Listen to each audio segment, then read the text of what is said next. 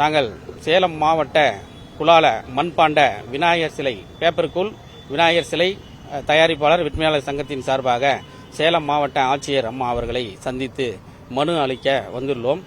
எங்களுடைய கோரிக்கை, சேலம் மாவட்டத்தில் விநாயகர் சிலைகள் பிஓபி அரசு தடை செய்யப்பட்ட விநாயகர் சிலைகள், பிஓபி விநாயகர் சிலைகள், பிளாஸ்டர் ஆஃப் பாரிஸ் எனப்படும் விநாயகர் சிலைகள் ரசாயன கலவை வண்ணத்துடன் பூச்சி அதை தயார் செய்து விற்பனை செய்து வருகிறார்கள் வடமாநில மக்கள். இதை நம்ம அரசு தடை செய்யப்பட்டது. நாங்கள் அந்த இதில் செய்யறதில்ல, அவங்கெல்லாம் செய்யறாங்க. அது செஞ்சு அந்த இடத்துல நீர்நிலையில் கரைக்கும் பொழுது மாசுக்கேடு ஏற்படுகிறது. நாங்கள் தயாரிக்கும் வண்ணம் பேப்பர்கூல் விநாயகர் சிலைகள், களிமண் விநாயகர் சிலைகள், வாட்டர் பெயிண்டிங் பூச்சி வண்ணம் செய்து ரசாயன கலவை பூச்சி இல்லாதவாறு தயார் செய்து சேலம் மாவட்டத்தில் விற்பனை செய்து கொண்டு வருகிறோம். இது நீர்நிலையில் கரைக்கும் பொழுது எளிதில் கரையக்கூடியது, மாசுக்கேடு ஏற்படாது.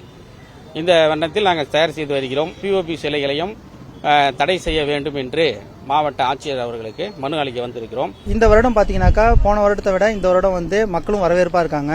மக்களுக்கான இதுக்கான விழிப்புணர்வுகளும் நிறைய நம்ம ஏற்படுத்தியிருக்கோம். அரசாங்கம் சார்பிலையும் சரி, நம்ம விநாயகர் சங்கம் சார்பாகவும் சரி விழிப்புணர்வுகளை ஏற்படுத்திட்டு இருக்கோம். அதன் அடிப்படையில் நாங்கள் ஒரு 5 வருடமா தமிழக முதலமைச்சராகட்டும், ஒட்டுமொத்த அரசாங்கமாகட்டும் எல்லாருக்குமே நம்ம பொதுவாக என்ன கோரிக்கை வச்சோம் அப்படின்னாக்கா, பிளாஸ்டர் ஆஃப் பாரிஸில் செய்யக்கூடிய எளிதில் கரையாத விநாயகர் சிலைகளை இங்கே வடமாநில மக்கள் குடிசைகள் அமைத்து அவங்க வியாபாரம் பண்ணிட்டு இருக்காங்க. உற்பத்தி பண்ணி ஒட்டுமொத்த சேலம் மாவட்டம் முழுக்க அவங்க டிஸ்ட்ரிபியூட் பண்ணிட்டு இருக்காங்க.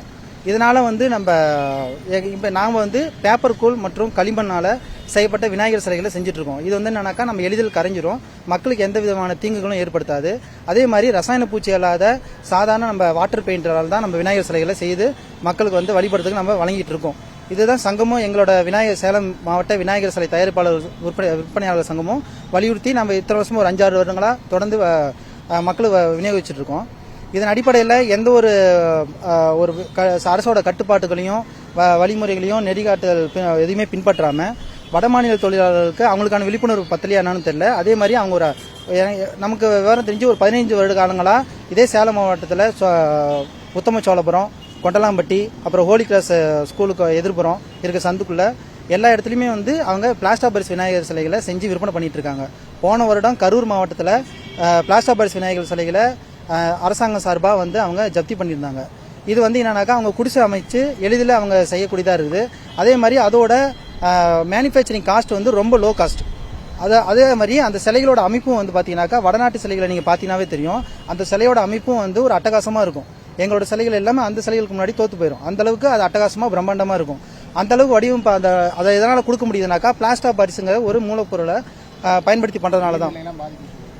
இந்த பிளாஸ்டர் ஆஃப் பாரிஸ் நம்மளோட தமிழக அரசா இருக்கட்டும், ஒட்டுமொத்த இந்திய அரசா இருக்கட்டும் தடை செய்திருக்காங்க. எதனாலனாக்கா, அது நீர்நிலைகளை கரைக்கும் பொழுது அது மாசுக்கேடு ஏற்படுது.